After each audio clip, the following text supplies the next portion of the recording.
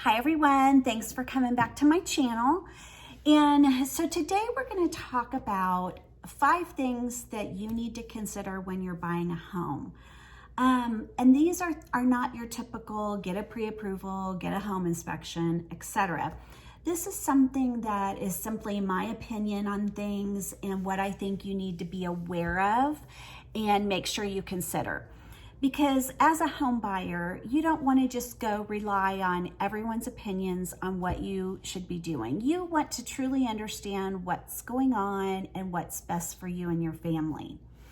So the first thing I want to talk about is when you go to pre-qualify.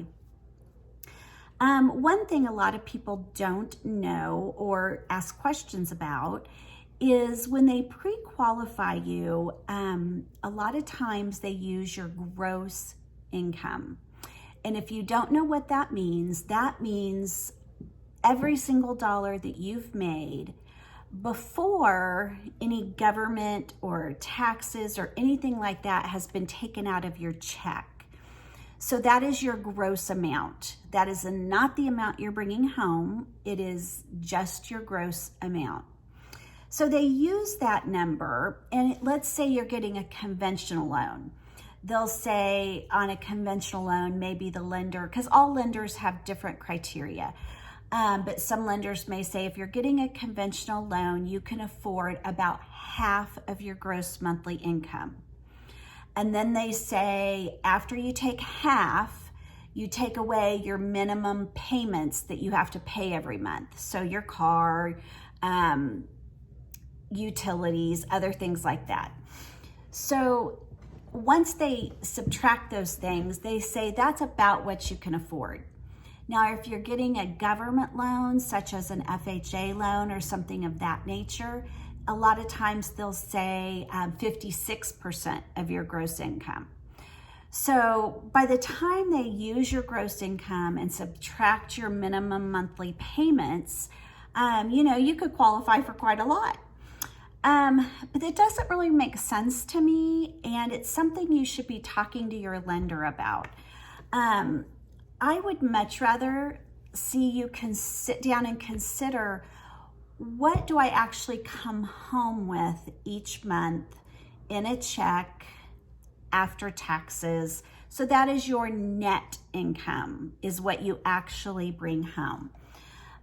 So just think about that, because you've got to consider what can you actually afford, and what you can afford will be based on what you're bringing home monthly and what other bills you have.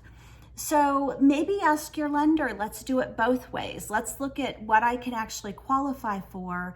But before you even talk to your lender, maybe sit down with your spouse or your significant other that you're going to buy a house with and say, what can we actually afford based on what we bring home and not our gross amount. So that's just something to be aware of on those pre-approval letters. Make sure you understand how they're coming up with that number so that you can, you may be thinking about, you may not have a payment now, but maybe next year you're going to buy a car and you're going to have more in your payments that you have to pay. So it really is a situation where you need to consider you and what you want to be able to pay monthly. So that's just something to think about. I just want you to acknowledge that most of the time they are using the gross number. So a lot of times we probably qualify for a lot more than we should be spending. Number 2, get your savings together. You're not going to decide one day to just wake up and purchase a home. This is something you work and you plan for. And a lot of people will sit down with their agent, and we can tell you, these are the things that are going to cost along the way.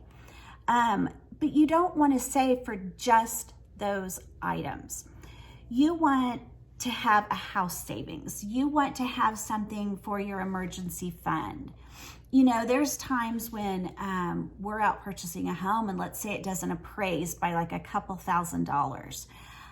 You don't want to have to lose the home because you didn't have a couple $1,000s that you could put towards your loan to make the deal happen.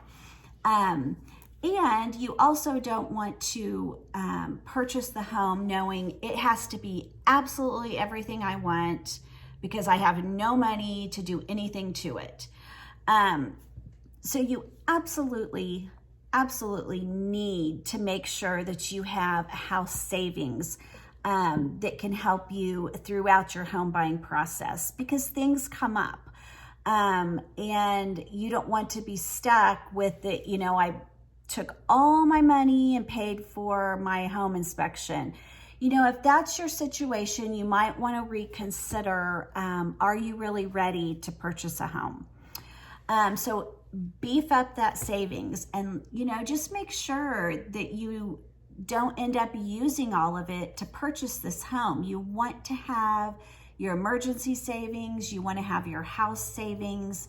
You want to have savings in case things go wrong with the house the day you move in, because those things happen.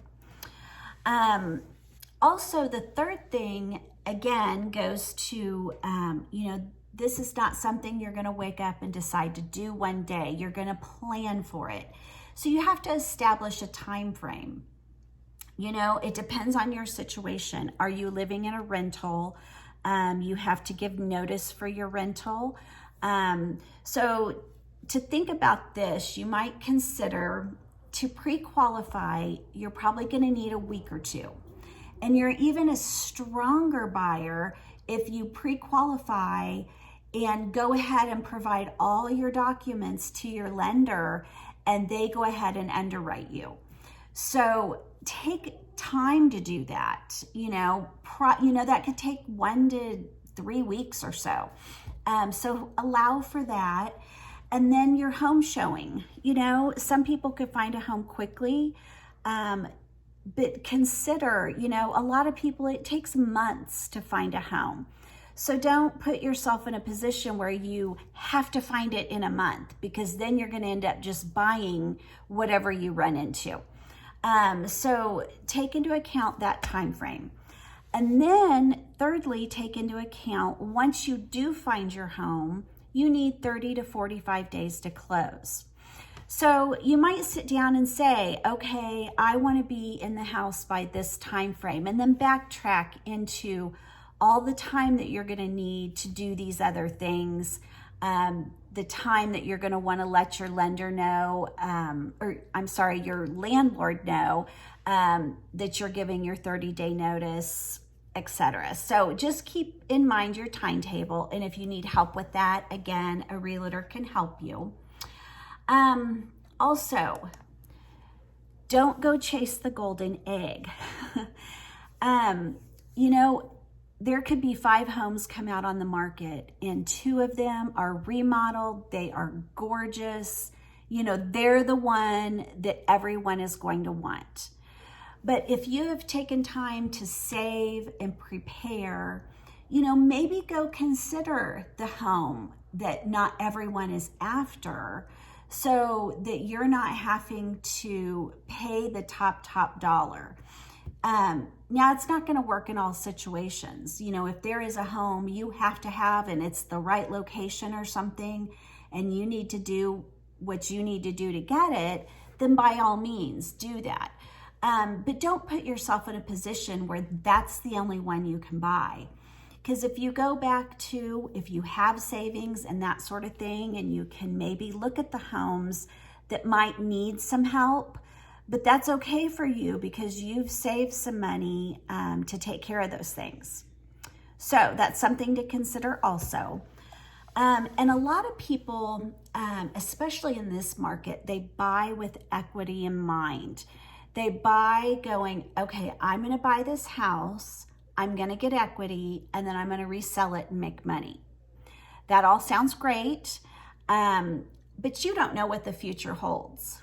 You don't know what's going to happen in 5 years. So if you're going to be buying right now, probably not the best time to be buying for flips, because like I said, we don't know what's going to happen, and we can't guarantee that you're going to have equity in that home.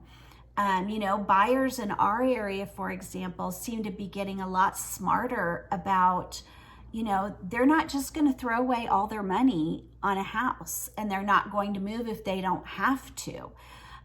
So you don't want to find yourself in a situation where you've bought all these homes that you want to flip, and you are thinking in your mind, well, I'm going to have equity, because you really can't be guaranteed that that's going to happen for many, many reasons. I mean, it can come down to the house itself. You start digging into the house and finding things that need to be taken care of. And then you find yourself in a situation where maybe you're not taking care of the items that need to be because you don't have the money that you need. So just keep that in mind. So for right now, if you are purchasing a house, you should be purchasing it for a longer term investment. That would be, in my opinion, your smartest move. So anyway, that is just 5 things to think about and consider if you're going to purchase a home. If you'd like to talk to me further about it, feel free to give me a call and let's sit down and make a long-term strategy. This might not be the year for you, but maybe 2022 will be. So we want to be sure that you are planned and ready to go. So I appreciate you again coming to my channel. Don't forget to subscribe and hit the bell, and it'll notify you when I upload more videos. And if you know of someone that in the future might be thinking about buying a home, feel free to share this with them, and hopefully some of this information can help them. All right, thanks. Have a good day.